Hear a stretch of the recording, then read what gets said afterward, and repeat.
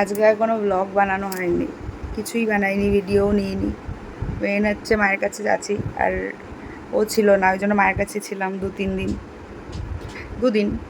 এবার মেন হচ্ছে এরকম না যে এখানে আসলে আমার অনেক চাপ থাকে, আমার ল্যাদ খেতে খেতে এখানে এসে আর কিছু করা হয় না। আর আমার মা এরকমও না যে এরকমটা বলে আমাকে যে না শ্বশুরবাড়িতে তো করিস, এখানে এসে তুই রেস্ট নে। আমার মা খেপেই যায় আমি বসে থাকি বলে লেটকে, কিন্তু তাও আমি এক কান দিয়ে শুনে মা যাই বলুক আর এক কান দিয়ে বার করে ফেলি। অনেক সময় অপরাধবোধও কাজ করে যে কিছু একটু হাতে হাতে করে দিলে ভালো হয়, কিন্তু আগে যাও করতাম, এখন সেটুকু আর ইচ্ছা করে না, লেটকেই সময় চলে যায়। দুপুরবেলা খেয়েছি আজকে কাঁকরোল ভাজা, আর হচ্ছে চুনো মাছের চচ্চড়ি, আর মাছের মাথা দিয়ে একটু পাতুরি মতো করেছিল ওটা, আর করেছিল মাশরুম কিনে এনেছিল সপ্তাহখানিক আগে, ওটা রাখা ছিল, আজকে ওটা একটু মাংসের মতো করে করেছিল। মোটামুটি লেগেছে, আমার ভালো লাগেনি অতটা। হ্যাঁ মানে পেঁয়াজ রসুনের আইটেম হিসেবে ভালো লেগেছে, কিন্তু মায়ের রান্নাটা আরও ভালো হয়, সেই আন্দাজে আমার একটুখানি কম ভালোই লেগেছে। ওটা খেয়েছি। আর রাত্রিবেলা একটা কেস হয়ে গেছে, সেটা হচ্ছে আমাকে বৌমনি মায়ের জন্য একটু চিকেন দিয়ে কোপ্তাকারি মতো বানিয়েছিল, ওটা মায়ের মতো করেই পাঠিয়েছিল, কারণ আজকে আমাদের চলে যাওয়ার কথা ছিল, কিন্তু আজকে ও এসেছে, ও আর আমি থাকবো। এবার ফার্স্টে বৌমনি শুনে বলছে যে ও তুই থাকবি, আমি বলছি যে হ্যাঁ আমি থাকবো আজকে। বলছে তাহলে যেটুকু দিয়েছি সোনামার মতোই দিয়েছি, তুই এক কাজ কর আর একটুখানি তাহলে দিয়ে যাই। এবার মা, আমি বলেছি না গো লাগবে না, যেটুকু আছে দুজনের হয়ে যাবে।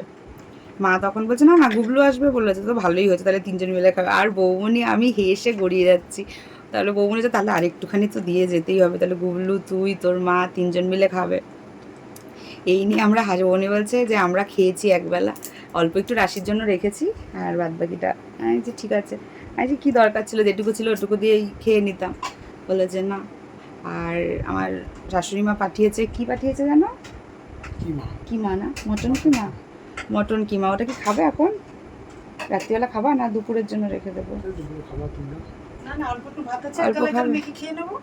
হ্যাঁ পরোটা ভাতে মিশিয়ে খেয়ে নেবো, ওটা মেখে মুখে দিয়ে দেবো নাকি? ঠিক আছে, তাহলে এই কিমাটা একটুখানি টেস্ট করবো ভাত দিয়ে। আর পরোটা বানিয়েছে মা, বললো লুচি করবো কিনা, যে একদমই লুচি করবা না, একটু সেঁকা সেঁকা করে পরোটা করো, বেশি তেল দিয়ে না করে সেঁকা সেঁকা পরোটা করতে। আর ওই কোফতাটা দেখি কেমন টেস্ট হয়েছে, তারপরে আমি বলছি। ইয়ে কি মাশরুম, এটা? এটা মাশরুম, আর এটা ধলার বউ এটা দিয়েছে। হচ্ছে কোফতাটা, একটুখানি খেয়ে দেখি কোফতাটা কেমন হয়েছে। হেভি হয়েছে না এটা? দারুণ। কে বলো তো?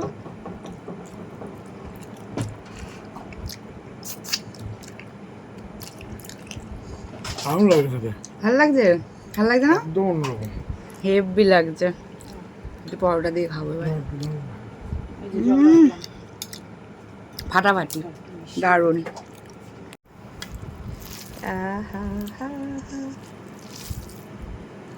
এটা আমার শীতকাল ছাড়া এমনি সময় খুব ভালো লাগে, কারণ শীতকাল এটার মধ্যে কড়াইশুঁটি চলে যায়, যেটা আমার একদম পছন্দের না, কিন্তু এখন কড়াইশুঁটির সিজন না, ওই জন্য আমি হয়েছে মুখে দিয়ে দেখেছি, ভালো লেগেছে। দারুণ হয়েছে।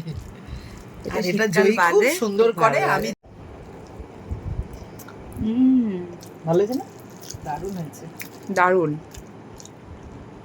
আর ওকে খাইয়ে দিতে হয়। তুমি খাওনি দুপুরবেলা, তাহলে এখন আবার কেন খাবে? এটা আমাদের হেভি হয়েছে। একগাল খাবো কিন্তু। এটা হচ্ছে খাবারটা শেষে পূর্ণতা পেল।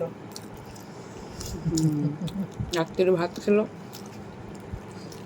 পূর্ণতা পেল। হেবি সুন্দর খেলাম। আজকে তো কার কোনো ব্লগ টক কিছু হয়নি, এটুকুই থাক। আবার দেখা হবে কালকে অন্য একটা ব্লগে। সবাই ভালো থাকো, সুস্থ থাকো। এখন চললাম, টাটা।